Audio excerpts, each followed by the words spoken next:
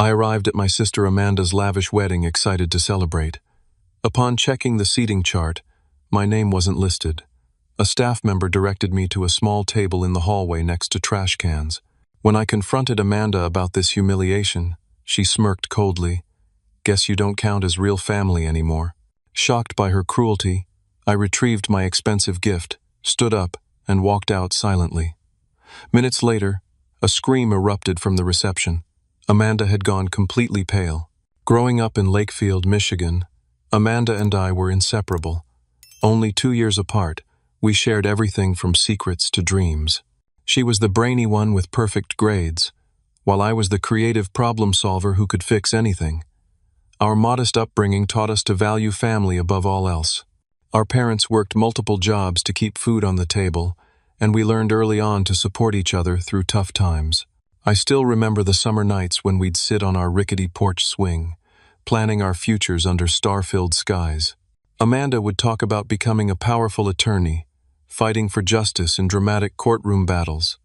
I'd share my dreams of building a financial consulting business that would help everyday people. We'd pinky promise to always be there for each other, no matter how our paths might diverge. Everything changed when Amanda got accepted to Baldwin Law School on partial scholarship. Our parents scraped together what they could, but it wasn't enough.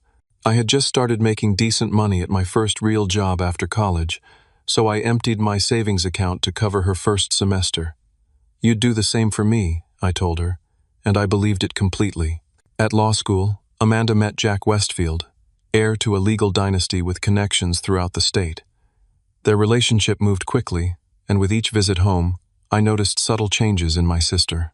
Her thrift store clothes were replaced by designer labels. Her speech incorporated new phrases and references I didn't understand. She began correcting my table manners when we went out for dinner. "It's just part of moving up in the world, Hamish," she'd explain with a condescending smile whenever I called her out. "You wouldn't understand because you've chosen to stay comfortable." Still, I remained supportive. When she called at midnight crying about failing a crucial exam, I drove 3 hours to her campus, bringing her favorite comfort foods and helping her study until dawn. When Jack temporarily broke up with her during their second year, I let her crash at my apartment for 2 weeks, listening to her heartbreak and reassuring her of her worth beyond any relationship. As her relationship with Jack rekindled and grew more serious, Amanda's visits home became rarer. She'd make excuses about workload, internship obligations, or events with Jack's family. Our parents noticed but said nothing, not wanting to seem unsupportive of her success. When the wedding invitation finally arrived, I was surprised to see I wasn't included in the wedding party. Amanda explained that Jack's family insisted on a balanced wedding party, meaning his 4 groomsmen required exactly 4 bridesmaids from her side. Since I was her only brother, I unfortunately didn't make the cut. I accepted this with grace, still excited to celebrate her special day. I spent weeks searching for the perfect gift, ultimately deciding on our grandfather's vintage Swiss watch. He had left it to me in his will, but Amanda had always admired it. I thought it would be meaningful, connecting her new life with our shared past. The week before the wedding, I tried calling Amanda several times to confirm details, but she rarely answered. When she did, conversations were rushed and impatient. I chalked it up to pre-wedding stress. 2 days before the ceremony, I ran into my old high school friend Tyler at the local grocery store. He mentioned attending a lavish bachelorette party for Amanda and Jack at a vineyard the previous weekend. "It was incredible, man. Open bar, gourmet food, overnight stays for everyone," he gushed. I stood frozen in the produce aisle, apple in hand. I hadn't even known about this event, let alone been invited. That evening, I called our youngest sister Grace, who confirmed my growing suspicion. Amanda had been systematically excluding me from all pre-wedding festivities. Worse, she'd been telling her new friends that I was troubled and unstable to explain my absence. "She told Stacy you had anger issues and couldn't be trusted in social situations," Grace said quietly. I confronted her about it, but she said I was being dramatic. I felt like I'd been punched in the stomach. The sister I'd supported unconditionally for years had been actively erasing me from her narrative, replacing our shared history with fabricated concerns about my character. Despite this painful revelation, I still planned to attend her wedding. Family was family, after all, and I hoped we could sort things out after the celebration. How terribly wrong I was. The morning of Amanda's wedding dawned bright and clear. I woke up early, carefully pressed my new suit, and polished my shoes to a military-grade shine. The ceremony wasn't until 4 in the afternoon, but I had promised to arrive early to help with any last-minute preparations. The elegant invitation specified the Lakeshore Grand Hotel, a recently renovated historical landmark that catered exclusively to luxury events. The drive there took 45 minutes, giving me plenty of time to rehearse what I might say to Amanda. I wanted to clear the air about the pre-wedding exclusions without causing drama on her special day. The grandfather's watch sat in a hand-carved wooden box on the passenger seat, wrapped in silver paper with a simple blue ribbon. The hotel was even more impressive up close. Limestone facade gleaming in the spring sunlight, valets in crisp uniforms managing a fleet of luxury vehicles, and cascades of white orchids framing the entrance. As I pulled up, I noted that my 5-year-old Toyota looked distinctly out of place among the Mercedes and BMWs. "Name for valet, sir?"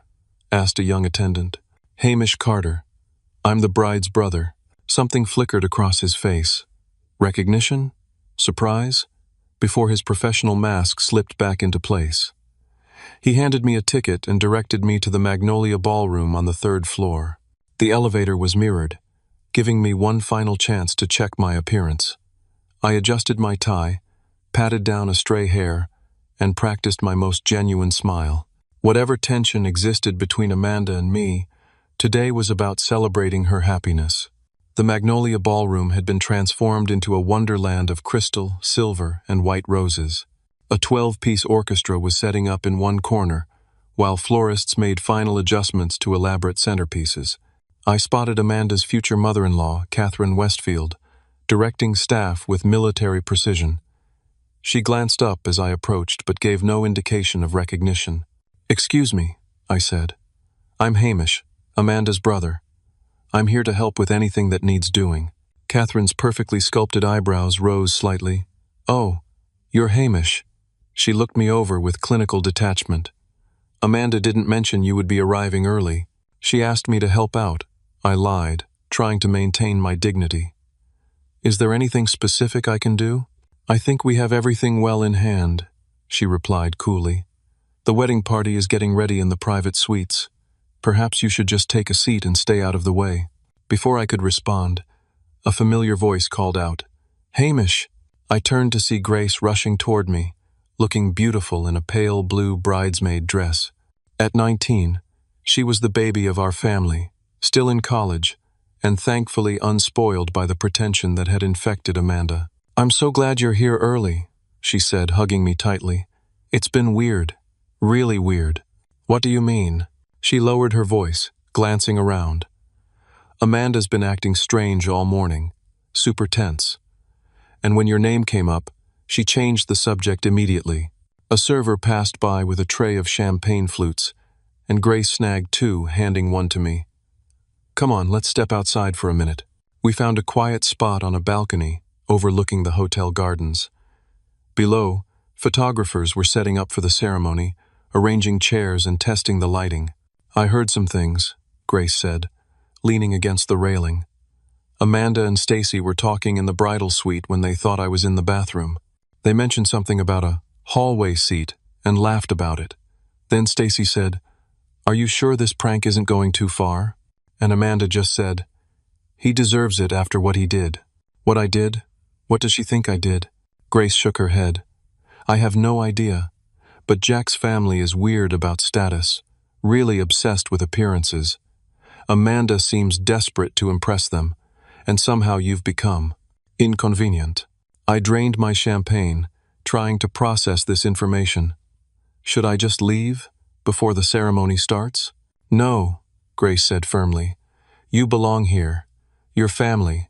More importantly, you've done nothing wrong. Whatever game Amanda's playing, don't let her win by disappearing." We were interrupted by the arrival of Jack's Uncle Frank, a short, barrel-chested man with a shock of white hair and surprisingly kind eyes. I recognized him from photos Amanda had shared. Unlike the rest of the Westfields, he had built his fortune from scratch rather than inheriting it. "You must be Hamish," he said, extending his hand. "I've heard interesting things about you." I braced myself, but his firm handshake and direct gaze seemed genuine. "All good things, I hope," I replied cautiously. "Mixed reviews," he said with a wry smile. "But I've learned to form my own opinions. Jack speaks highly of you." This surprised me. I'd only met Jack a handful of times, and our interactions had been cordial but distant. "That's good to hear. I don't know him well, but he seems to make my sister happy." Frank's expression shifted slightly. "Does he? Interesting." He glanced at his watch.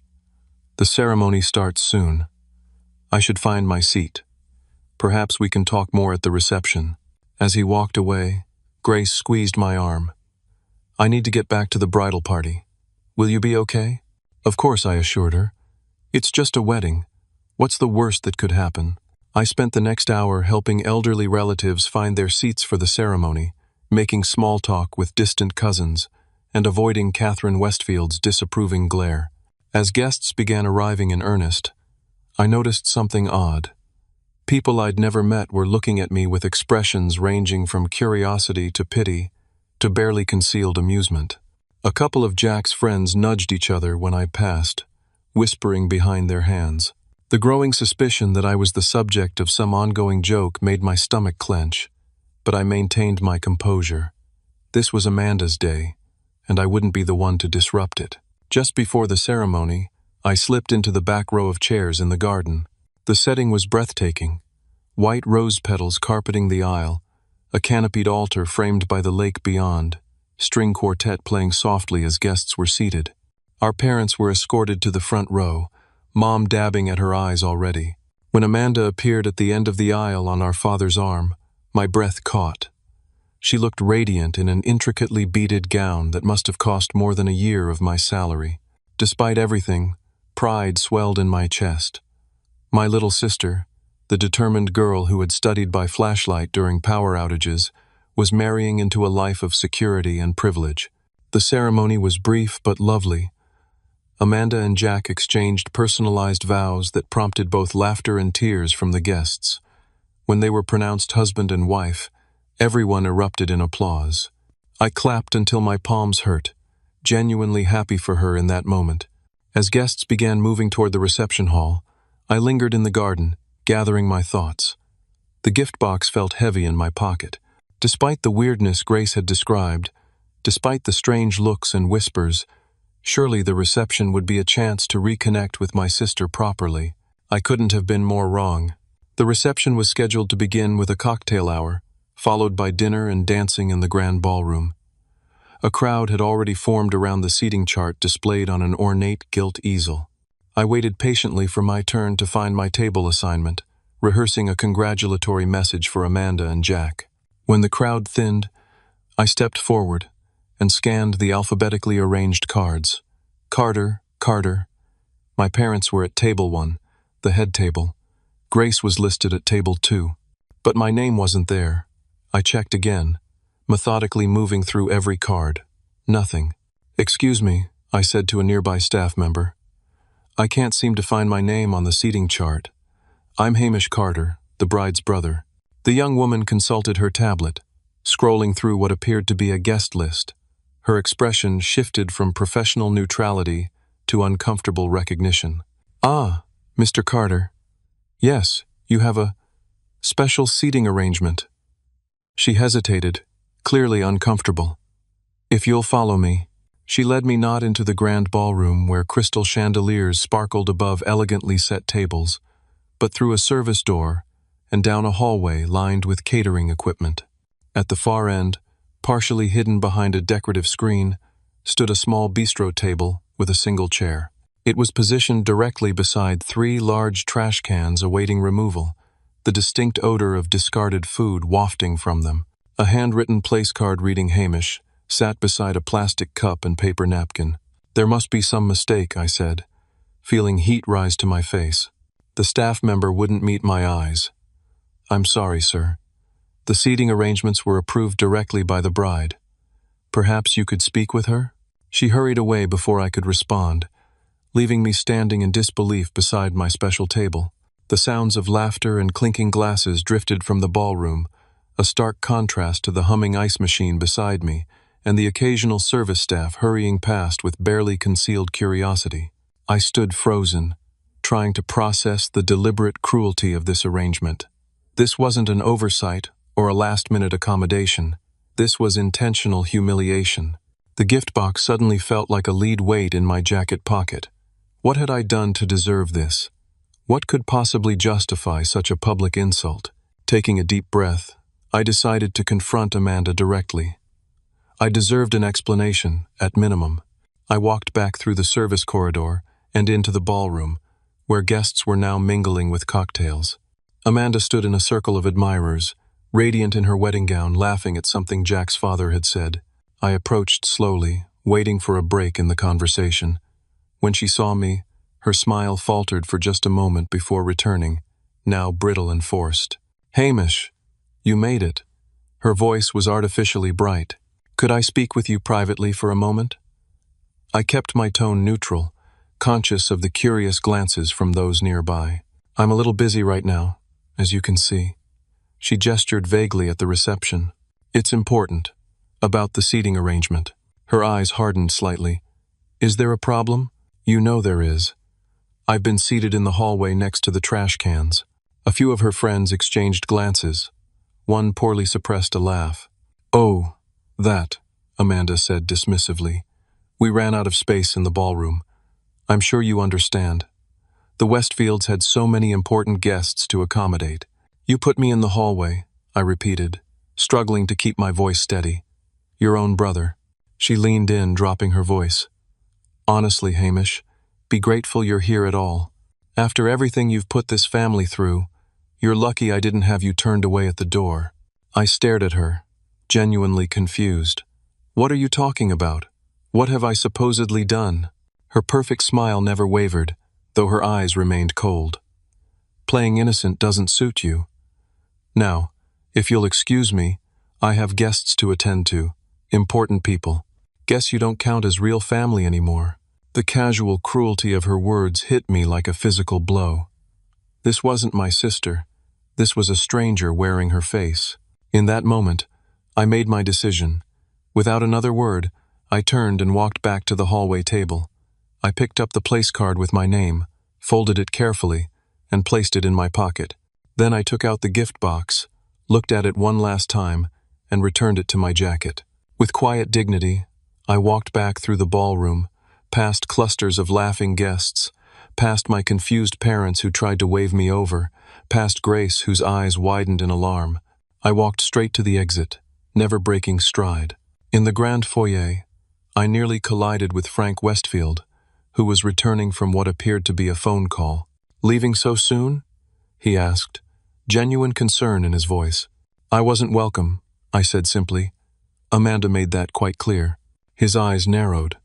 "What happened?" Briefly, I explained the hallway seating and Amanda's response. Frank's expression darkened. "That's unacceptable. Let me speak to her." "Please don't," I said. "It would only create more drama. This is her day, a day she'll regret, I suspect." He handed me his business card. "I'd like to continue our conversation sometime. I have a feeling there's more to this story than meets the eye." I pocketed the card and continued to the valet stand. As I waited for my car, I heard a commotion from inside, raised voices, then what sounded like a scream. I didn't turn back. Whatever was happening, it was no longer my concern. The valet brought my car, and I slipped him a $20 tip, extravagant for my budget but somehow satisfying in the moment. As I drove away from the Lakeshore Grand, I felt a complex mixture of emotions: humiliation, anger, grief, but also, surprisingly, relief. The sister I'd loved was gone, replaced by someone I no longer recognized. Acknowledging that truth was oddly liberating. I had just turned onto the highway when my phone began buzzing with texts and calls. I ignored them all and kept driving, unsure of my destination but certain I was heading away from pain and toward something new. I ended up at Lakeside Park, a quiet spot where Amanda and I had spent countless summer days as children. The spring evening was turning cool, but I sat on a bench overlooking the water anyway, watching the sunset paint the sky in shades of orange and pink. My phone continued to vibrate in my pocket. 12 missed calls and 27 text messages in the hour since I'd left the wedding. Finally, I checked the texts. Most were from Grace. "Where are you?" "Amanda is freaking out. Something happened with Jack's uncle. Call me as soon as possible." My parents had each left voicemails, their tones starkly different. Mom sounded worried and confused. Dad sounded angry, though whether at me or Amanda wasn't clear. I was about to call Grace when my phone rang again. It was her. "Hamish. Thank God. Where are you?" "At the park by the lake. What's going on?" "Everything exploded after you left. Uncle Frank confronted Jack about your seating arrangement, which apparently Jack knew nothing about.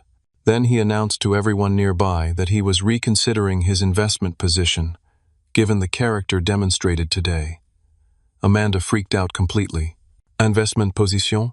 "Yeah, turns out Frank is the main financial backer for the law firm where Amanda and Jack are supposed to start working after the honeymoon." Amanda literally screamed when she found out who he was. Then she started blaming Stacy for the seating idea, which Stacy denied. It's a total mess. I absorbed this information silently. Karma had been swift, but I took no pleasure in it. "I'm coming to find you," Grace said. "Don't move." 20 minutes later, her boyfriend's car pulled into the parking lot. Grace rushed over and enveloped me in a fierce hug. "I'm so sorry," she whispered. "I had no idea it would be that bad. I knew something was off, but not that." We sat on the bench together, the evening growing darker around us. "Why?" I asked finally. "What did I supposedly do that justified treating me like garbage?" Grace looked uncomfortable. "She's been telling people different stories. To the Westfields, she said you had addiction problems and couldn't be trusted around an open bar. To her law school friends, she hinted that you had inappropriate boundaries and made her uncomfortable. To Stacy and the bridesmaids, she said you'd stolen money from our parents and were only coming to the wedding to ask for more. Each fabrication felt like another knife in my back. None of that is remotely true. I know that. Mom and Dad know that. But Amanda's been so determined to present herself as someone who overcame a difficult background. She needed villains in her origin story. You became the main one." We were interrupted by my phone ringing again. Our parents. "We need to go to their house," Grace said. "They're trying to figure out what's happening. Amanda and Jack are there too." The thought of facing Amanda again so soon made my stomach clench, but I nodded. This confrontation was inevitable. Our parents' modest two-story home looked exactly as it always had. The porch swing where Amanda and I had shared our dreams, still hanging slightly crooked, Mom's flower beds neat but not showy, Dad's ancient Buick in the driveway. It felt surreal to be returning here directly from the opulent fantasy world of Amanda's wedding. Inside, voices were already raised. In the living room, Amanda, still in her wedding gown, though now with mascara streaked down her face, was gesturing wildly. Jack sat stiffly beside her on the sofa. Our parents stood near the fireplace, looking shell-shocked. Everyone fell silent when Grace and I entered. "Hamish," Mom started, stepping forward. "What happened? Why did you leave the wedding?" Before I could answer, Amanda jumped in. "He made a scene. He embarrassed me in front of everyone because he wasn't seated at the head table. It was completely selfish." "That's not what happened," I said quietly. "Tell them where I was seated, Amanda." We had limited space in the ballroom. I was put at a small table in the service hallway next to the trash cans. I interrupted, looking directly at our parents. My place setting was a paper napkin and a plastic cup. Every other guest was in the ballroom at proper tables. Mom's hand went to her mouth. Dad's expression darkened. "That can't be right," he said. "Ask any of the staff," I replied. "Ask Grace." When I confronted Amanda, she told me I should be grateful to be invited at all, and that I don't count as real family anymore. All eyes turned to Amanda, who suddenly seemed to deflate. "It wasn't my idea," she said weakly. Stacy thought. "Stop lying," Grace cut in. "I heard you and Stacy talking about the hallway seat prank this morning. You were laughing about it. Amanda's expression hardened. Fine. Yes, I put Hamish in the hallway. He deserved it after trying to sabotage my relationship with Jack. What are you talking about? I demanded. I've never done anything to sabotage your relationship. You told Jack's family I came from nothing, that our family was poor and struggled to make ends meet. A confused silence filled the room. Amanda, Jack said carefully. Hamish never spoke to my family before today. You're the one who told me about your background, which I've never had any problem with. But Uncle Frank said. Uncle Frank did his own research when we announced our engagement. He researches everyone he might potentially do business with. That's just who he is. Amanda looked stricken. So Hamish didn't. I didn't do anything except support you, I said. I paid for your first semester of law school. I drove 3 hours to help you study when you were failing corporate law.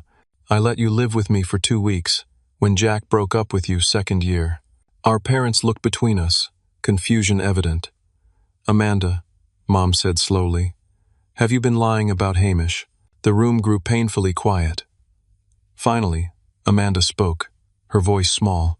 I had to distance myself from my past to fit in with Jack's world. The Westfields are so polished, so perfect. My background, our background, felt embarrassing by comparison. So you invented stories about me having addiction problems? About me stealing from our parents? I couldn't keep the hurt from my voice. You told people what? Dad's voice rose sharply. Amanda began to cry in earnest now. I'm sorry. It got out of hand. One small lie led to another, and soon I couldn't take any of it back without looking like a complete fraud. You are a complete fraud, I said quietly. The sister I knew would never have done this. Jack stood up suddenly. I think Amanda and I need some time to talk privately. His expression was carefully controlled, but I could see the tension in his jaw.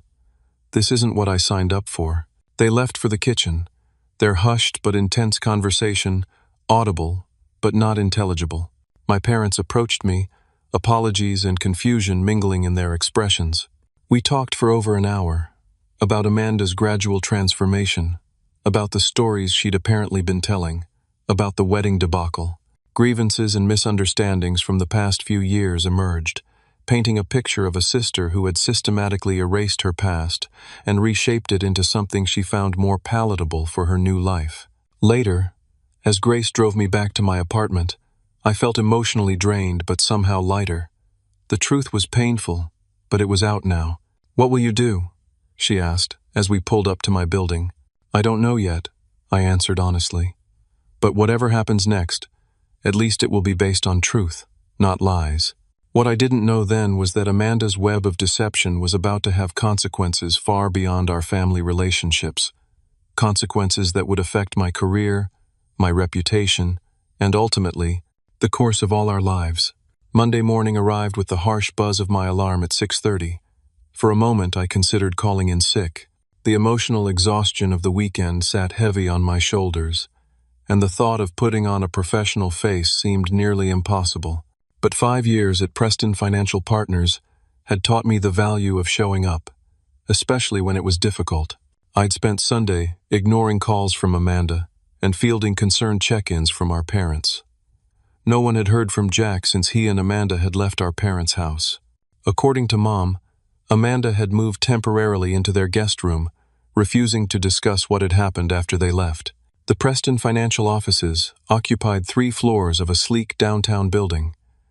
As the elevator doors opened on the 22nd floor, I straightened my tie and tried to push family drama from my mind. I had client meetings scheduled and portfolio reviews to complete, real-world responsibilities that wouldn't wait for personal crises to resolve. I had just settled at my desk when my assistant Diane appeared in the doorway, her expression concerned. Hamish, Marcus wants to see you in the conference room. Right now. Marcus Preston was the founding partner, and not someone who made casual requests. A meeting without advance notice, first thing Monday morning, was unusual. Did he say what it's about? Diane shook her head. No, but the executive team is there. And legal. My stomach dropped. In the 5 years I'd worked at Preston, I'd never been called to a meeting with legal present. The main conference room was ominously quiet when I entered. Marcus sat at the head of the table, flanked by our COO and general counsel. 3 other partners occupied chairs along one side. Hamish. Marcus nodded toward an empty chair. Please, sit down. I complied, mind racing through possibilities. Had I made a serious error on a client account? Violated some compliance regulation?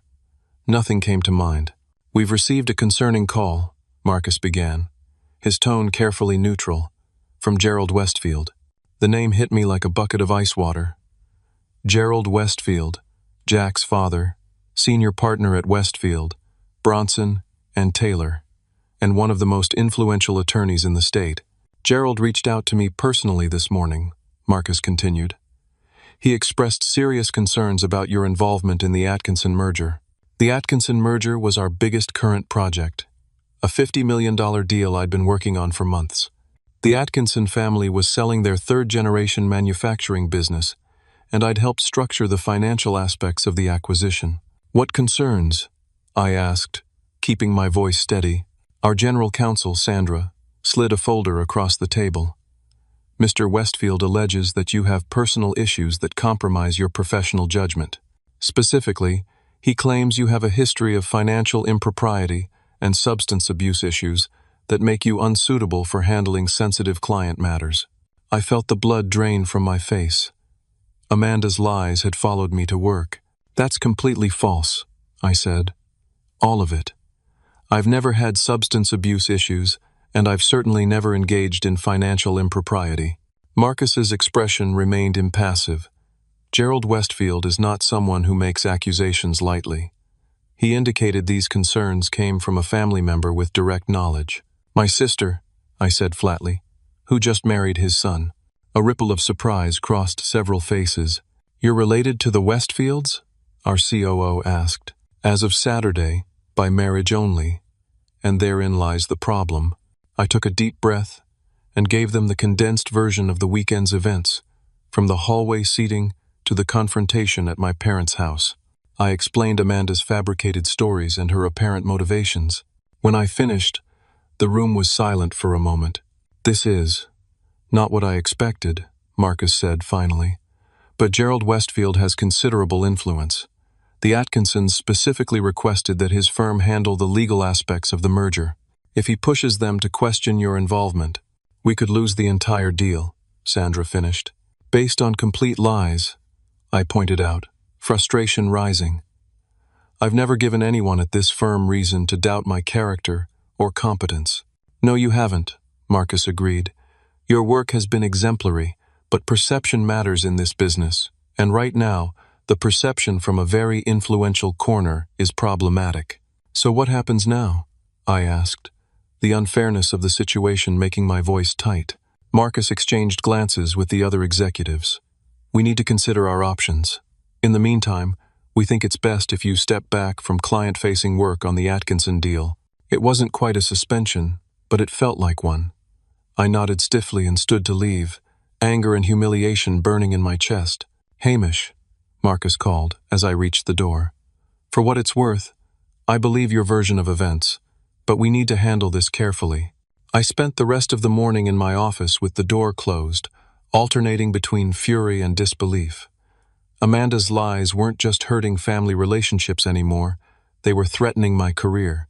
I'd worked incredibly hard to build my reputation at Preston, putting in countless late nights and weekends, exceeding every performance metric. The thought of losing it all because of my sister's insecurities was unbearable. Around 11, Diane knocked softly on my door. There's someone here to see you. He doesn't have an appointment, but he's quite insistent. I glanced up, expecting perhaps my father or even Jack.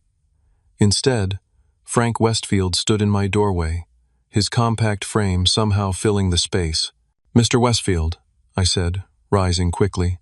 This is unexpected. Frank, please. And I apologize for the intrusion. He entered without waiting for an invitation, taking a seat across from my desk. I understand my brother has been making waves. I hesitated, unsure how much to say to Jack's uncle, regardless of how sympathetic he had seemed at the wedding. Frank waved a hand dismissively. Don't worry about being diplomatic. Gerald and I have different approaches to, well, everything. Always have. May I ask what he's accused you of? Cautiously, I outlined the morning's meeting and the allegations raised. Frank's expression darkened. I see my niece's creativity extends beyond wedding seating arrangements. He leaned forward. Hamish, I owe you an apology. If I hadn't made such a scene at the wedding, Gerald might not have felt the need to retaliate. You have nothing to apologize for. You were the only one who stood up for me. Perhaps, but I could have handled it more discreetly. He straightened his tie thoughtfully. The question now is how to fix this mess. Before I could respond, my office phone rang. It was Marcus's assistant, requesting my immediate presence in the executive boardroom. It seems the situation is developing, I told Frank. I'm being summoned upstairs. Perfect timing, Frank said, rising. I'll join you. That might not be appropriate. Trust me, son. In situations like this, having the right allies matters more than protocol. The executive boardroom was Preston Financial's most impressive space. Floor-to-ceiling windows offering panoramic views of the city. A massive mahogany table gleaming under recessed lighting. When Frank and I entered, the assembled executives fell silent in surprise. Marcus recovered first. Mr. Westfield, we weren't expecting you. Frank, please. And I apologize for the interruption, but when I heard about my brother's call this morning, I felt compelled to intervene. He surveyed the room with the calm confidence of someone accustomed to commanding attention. I understand Gerald has raised concerns about Hamish's involvement in the Atkinson merger. Marcus nodded cautiously. He expressed some reservations, yes, based on information from my new niece-in-law, no doubt. Frank settled into an empty chair. Information that is, to put it bluntly, entirely fabricated. We've heard Hamish's side of the story, our COO interjected. But the Westfield firm's involvement with the Atkinsons complicates matters. The Westfield firm, Frank said carefully, is not a monolith. My brother may be the figurehead, but I am the primary investor. Have been since I helped him expand 15 years ago. He turned to me. What Hamish may not know is that I've been concerned about certain practices at the firm for some time. Practices that involve the junior associates Jack has been bringing on board, including his new wife. The room grew very still. What sort of practices? Sandra asked, her legal mind clearly engaging. Nothing definitively unethical, yet. But there's a pattern of client development techniques that skirt the boundaries of proper disclosure and conflict of interest. Frank's expression was grave. I was already investigating when the wedding incident occurred. Hamish's treatment struck me as symptomatic of a larger character issue within that particular circle. How we treat those we believe can't benefit us reveals more than how we treat those we wish to impress. Marcus leaned forward. Are you suggesting that Gerald's call this morning was a preemptive strike? Frank finished. He likely assumes I spoke to Hamish at the wedding and revealed my concerns. This would be his way of discrediting any potential whistleblower. I sat in stunned silence. The situation had escalated far beyond family drama into potential professional misconduct. Frank turned to me. I want to be clear, Hamish. I have no evidence that your sister is directly involved in anything improper, but she's aligned herself with people I no longer trust, and her willingness to fabricate harmful stories about her own brother suggests a troubling lack of ethical boundaries. The meeting continued for another hour, with Frank providing more context about his concerns regarding the Westfield firm. By the end, not only was I fully reinstated on the Atkinson deal, but Marcus was considering transferring all of Preston Financial's business away from Westfield, Bronson, and Taylor. As Frank and I walked to the elevators afterward, I struggled to process everything that had happened. Why are you helping me? I asked finally. You barely know me. Frank smiled slightly. I know enough. I've spent 40 years in business developing a good sense for character. You have it. My nephew, despite his advantages, does not. Nor does his new wife, it seems. She wasn't always like this, I said quietly. Few people are born calculating, Frank agreed. But the choices we make shape us, one compromise at a time. The elevator arrived, and he stepped inside. Speaking of choices, I have a proposition for you. Not today, you have enough to process, but soon. My card has my personal number. Call me when things settle down." As the doors closed between us, I realized the day had transformed my situation entirely. The threat to my career had been neutralized, but the revelation about potential issues at Jack and Amanda's firm opened new questions. What exactly had my sister gotten herself involved in? And what proposition did Frank Westfield have in mind? I returned to my office, mind racing with possibilities. Whatever came next, one thing was clear. The fallout from Amanda's wedding was far from over. 3 weeks passed in a blur of work and awkward family dynamics. The Atkinson merger moved forward successfully, with Frank Westfield personally recommending an alternative law firm to handle the legal aspects. My position at Preston Financial was not only secure but enhanced by Frank's obvious approval.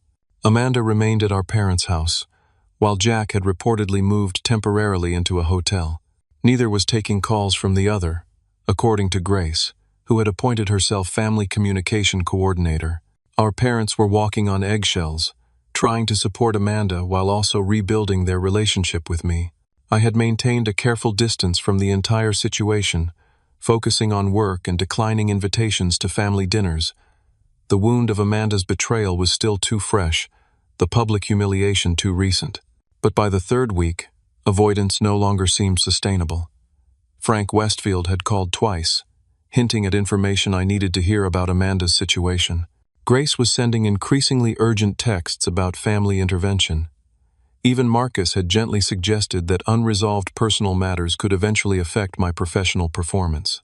So on a rainy Wednesday afternoon, I finally called Frank and agreed to meet at his office downtown. Unlike the imposing Westfield firm headquarters, Frank's personal office was in a converted industrial space, exposed brick walls, polished concrete floors, and floor-to-ceiling windows overlooking the river. His assistant, a no-nonsense woman in her 60s, showed me directly to his private office. Frank greeted me with a firm handshake. "Hamish, good to see you. Coffee?" I accepted, and we settled into comfortable leather chairs near the windows. "I've been gathering information," Frank said without preamble, "about the situation at my brother's firm, specifically involving Jack's team. And Amanda," I added. "Yes, though her role appears to be more peripheral than I initially feared." He slid a folder across the small table between us.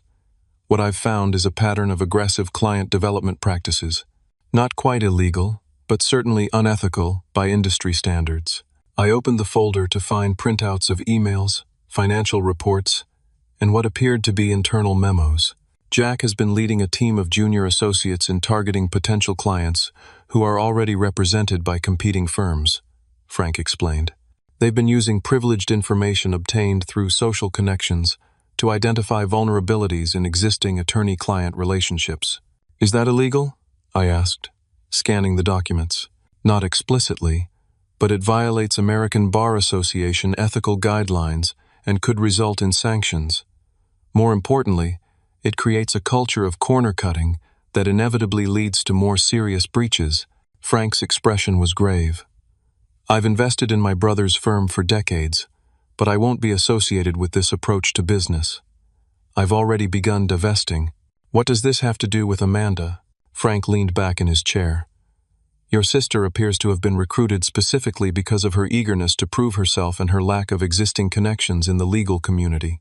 She's been tasked with socializing with the spouses and family members of potential clients, gathering information that Jack's team can use." The realization hit me. That's why she was so desperate to distance herself from our family. She was creating a new persona that would appeal to these social circles. Precisely. And when you remained a link to her actual background, you became inconvenient to the narrative. I sat with this information, trying to process its implications for Amanda. "There's more," Frank said quietly. "The firm partnership vote happens next month. Gerald promised Jack and Amanda early partnership tracks when they joined. But in light of my investigation and subsequent divestment, those promises are now in jeopardy. How much trouble are they in? Professionally, they could face ethics committee reviews, possibly even suspension of their licenses in the worst case. Financially, the partnership would have doubled their current salaries and provided profit sharing. Without it, They're facing a significant lifestyle adjustment, especially given the wedding expenses and the house they've purchased. I thought about the elaborate wedding, the luxury venue, the dozens of important guests. How much had Amanda and Jack overextended themselves based on promises of partnership and prosperity? "What are you planning to do?" I asked. "That depends partly on you," Frank replied. "I've already spoken with my brother. Gerald knows I'm aware of the ethical issues and that I'm withdrawing my investment. What he doesn't know is whether I plan to make formal complaints to the Bar Association." "And do you?" Frank studied me for a moment. "I believe in consequences, Hamish. But I also believe in second chances when there's potential for genuine change. Jack is my nephew, despite his poor choices. And Amanda is your sister." I understood then what he was suggesting. "You want me to confront her with this information, to give her a chance to course correct before formal complaints are filed. I want you to decide what would be most constructive. Revenge might feel satisfying in the moment, but it rarely builds anything worthwhile." I left Frank's office with the folder of evidence and a heavy sense of responsibility. What Amanda had done to me was deeply personal and hurtful. But did I want to be instrumental in the potential destruction of her career? Would that bring any real resolution, or just perpetuate the cycle of harm? After a restless night of contemplation, I made my decision. The next morning, I called Amanda directly for the first time since the wedding. "Hamish." Her voice was small and uncertain. "I didn't expect to hear from you. We need to talk. Not at Mom and Dad's. Somewhere neutral." A hesitation. "Okay. Where?" "The coffee shop near your office. Noon today." She agreed without argument, which itself indicated how much had changed. The pre-wedding Amanda would have insisted on choosing the location, the time, controlling every aspect of the interaction. The coffee shop was busy with the lunch rush when I arrived. I selected a table in the back corner, away from the main traffic flow, and ordered a black coffee. Amanda arrived precisely at noon, looking significantly different from the radiant bride of 3 weeks prior. Her designer clothing had been replaced by a simple blouse and slacks. Her makeup was minimal, her hair pulled back in a simple ponytail. She looked younger, more vulnerable, and startlingly similar to the sister I'd grown up with. She sat across from me, hands wrapped around a mug of tea. "Thank you for agreeing to meet me." "I was the one who called you," I pointed out. "Still, after everything, I wouldn't have blamed you for cutting me off completely." She looked up, meeting my eyes for the first time. "I'm so sorry, Hamish. What I did was unforgivable." I studied her, trying to gauge the sincerity of her apology. "Why did you do it?" "Really?" She was quiet for a long moment. "It started small. When I first met Jack's family, I was intimidated by their wealth, their connections. I wanted to fit in, so I polished my background a little, made our family sound more established than we were." "That's understandable," I said. "But how did you get from that to telling people I had addiction problems and stole from our parents?" Amanda's eyes filled with tears. "Jack's father started asking specific questions about my family. He made it clear that they were investigating my background before welcoming me into their family. I panicked. I knew they wouldn't find anything negative about me. I've always been the perfect one. But you." "I've never been in trouble either," I said flatly. "I know. But you're more real. More yourself. You don't care about impressing people or fitting into someone else's idea of success. I was afraid they'd see that and somehow use it against me." She wiped a tear away. "So I created a narrative where I was the responsible one who had overcome a difficult family situation. It was easier than admitting I was ashamed of not coming from money. And the wedding seating?" She looked down. "That was after Jack's father started raising concerns about partnership. He suggested the wedding was a test of our social acumen, our ability to manage important relationships. I was terrified of anything going wrong, and Stacy suggested, God, it sounds so horrible now. She suggested creating a controlled disruption, something that would show Jack's family how well we could handle problems, by humiliating me. Yes." Her voice broke. "I convinced myself you would understand somehow that it was just one day, that my entire future was at stake.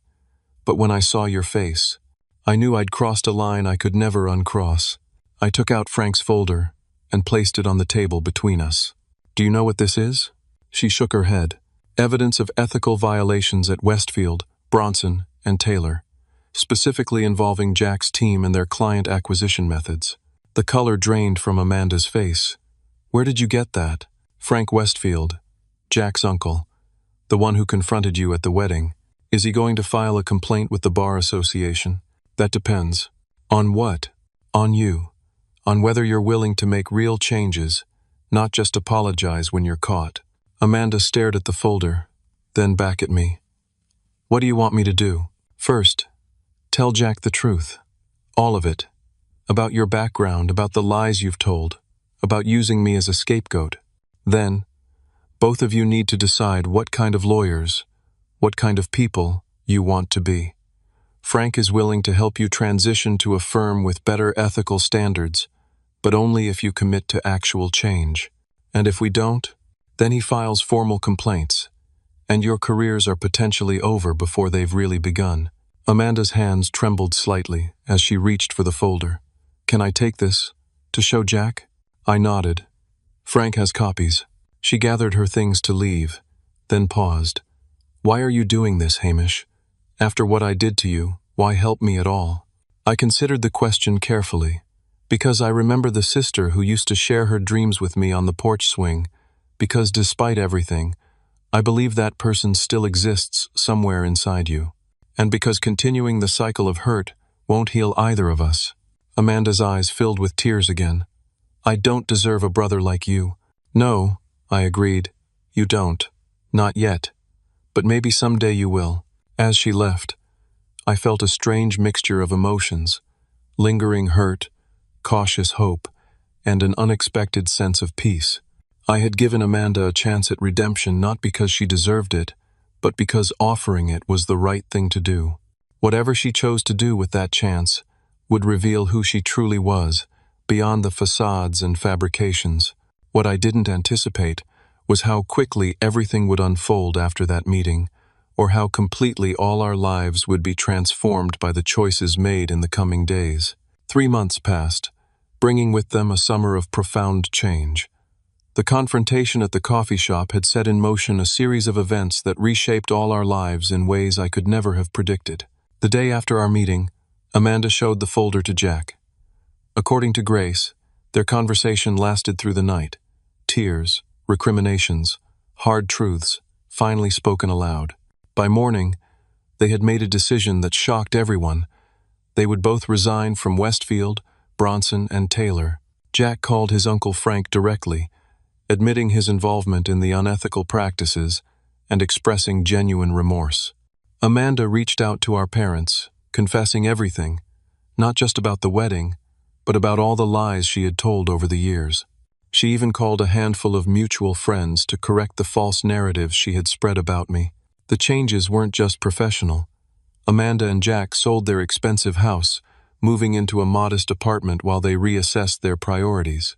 They postponed their honeymoon indefinitely, using the refunded deposits to start repaying the wedding costs. Meanwhile, Frank Westfield made good on his promise. Rather than filing formal complaints, he helped Jack and Amanda find positions at a smaller, more ethically minded firm. The positions came with significant pay cuts and no partnership track, but they offered something more valuable, the chance to rebuild their careers on a foundation of integrity rather than appearance. As for me, Frank's proposition turned out to be an unexpected business opportunity. He had been impressed by my work on the Atkinson merger and by my handling of the family crisis. He offered to back me in starting my own financial consulting firm, focusing on small to medium businesses, the kind of clients who were often overlooked by larger firms like Preston. After careful consideration, I accepted. We launched Carter Financial Partners in August, with Frank as a silent partner and mentor. The work was challenging but deeply satisfying, helping family-owned businesses navigate succession planning, supporting entrepreneurs from diverse backgrounds, creating financial strategies that prioritized long-term stability over quick profits. My relationship with Amanda remained cautious but healing. We began with weekly phone calls, then gradually progressed to occasional dinners.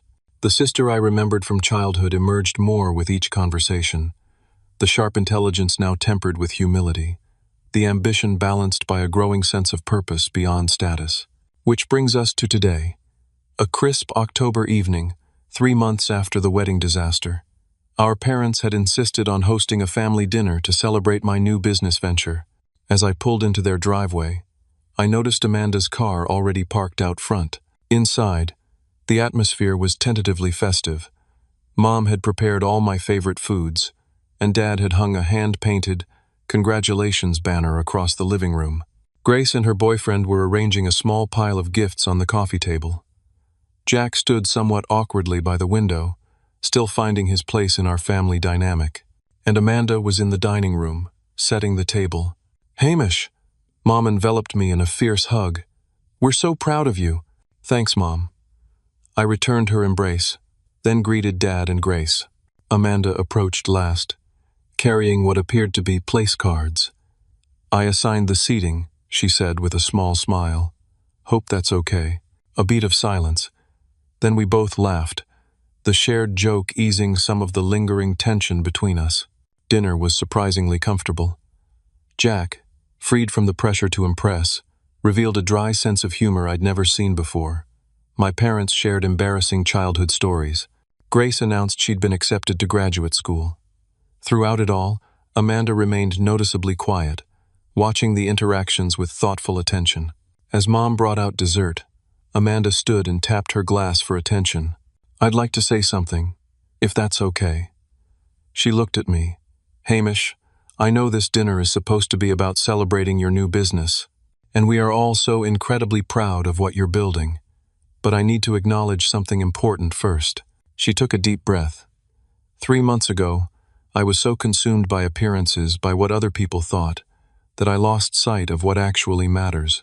I treated the person who had always supported me, who paid for my education, who celebrated my successes, who helped me through my failures, like he was disposable. Worse than disposable. Like he was an embarrassment. The table was completely silent now. I've spent these months trying to understand how I became someone capable of such cruelty. And I've realized that success means nothing if you sacrifice your integrity to achieve it. She gestured to the dining room around us. This, family, truth, genuine connection. This is real success. She reached under the table and produced a small box wrapped in silver paper with a blue ribbon, identical to the wedding gift I had taken back that day. I can't undo what I did at the wedding, but I can acknowledge it, learn from it, and try every day to be worthy of the second chance I've been given. She placed the box beside my plate. "This isn't the same as what I lost, but I hope it can be a new beginning." With uncertain hands, I unwrapped the gift. Inside was not the grandfather's watch I had planned to give her, but a new one, simple, elegant, and engraved on the back. "Time reveals true character. Thank you for showing me mine." I looked up to find Amanda watching me anxiously. "It's perfect," I said quietly. Later, as the evening wound down, I found myself on the front porch with Amanda, sitting on the old swing just as we had countless times growing up. The night was cool, stars visible above us in the clear autumn sky. "Do you remember when we used to plan our futures out here?" she asked. "Every detail," I replied. "You were going to be a crusading attorney, fighting for justice in dramatic courtroom battles." She laughed softly. "Reality turned out a bit different. It usually does. Are you happy, Hamish? With your new company? With how things turned out?" I considered the question carefully. I am. Not because everything is perfect. It's not. Building something from scratch is harder than I expected. But it's mine. Built on my values, helping the kind of people I care about. That matters more than I realized. "I think I'm learning that too," Amanda said. "The new firm isn't prestigious or wealthy. Most of our clients are regular people with regular problems. But the work feels clean, meaningful." She glanced at me. "Jack's changing too. You might actually like him if you gave him another chance." "I'm working on it," I promised. We fell into comfortable silence, the porch swing creaking gently as we rocked. "You know what I've been thinking about lately?" Amanda said finally. "That table in the hallway, next to the trash cans. How perfectly it symbolized what I'd become, someone willing to throw away what mattered for what impressed. Poetic justice, I agreed. Life rarely offers such perfect metaphors. She turned to face me directly. I know I've said it before, but I am truly sorry, Hamish, for all of it. I know you are, and I forgive you, not because what you did was okay, but because holding on to anger would only hurt both of us more. When did my little brother get so wise? She asked with a sad smile. Probably around the same time my big sister remembered who she really is. As we continued talking late into the night, I reflected on the strange journey of the past 3 months. From the public humiliation at the wedding, to the professional threat at work, from confrontation to reconciliation, all of us had been transformed in ways we couldn't have anticipated. Amanda would never again be the idolized big sister of my childhood. But perhaps she could become something more valuable. A real person, flawed but self-aware, capable of both terrible mistakes and genuine growth.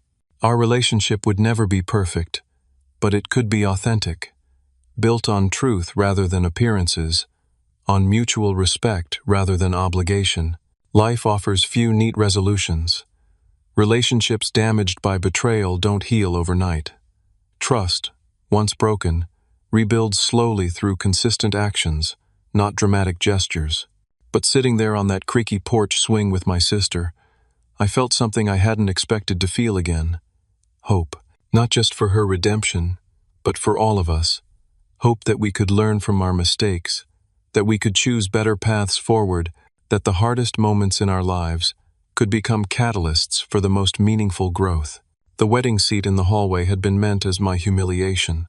Instead, it became a turning point that freed me from others' expectations and opened the door to a more authentic life. Sometimes, walking away from where you're not valued is the first step toward finding where you truly belong. If you've ever faced rejection or betrayal from those who should have valued you most, I hope my story reminds you that such moments don't define your worth. They reveal the character of others, not your own. And sometimes, what begins as heartbreak can become the unexpected foundation for something far better than what you lost. Have you ever had to walk away from a toxic situation to preserve your dignity? How did it change your life? Please share your experiences in the comments below. And if this story resonated with you, please like, subscribe, and share it with someone who might need to hear it. Thank you for listening. And remember, sometimes the bravest thing you can do is walk away, and the most powerful thing you can offer is forgiveness, even when it isn't deserved.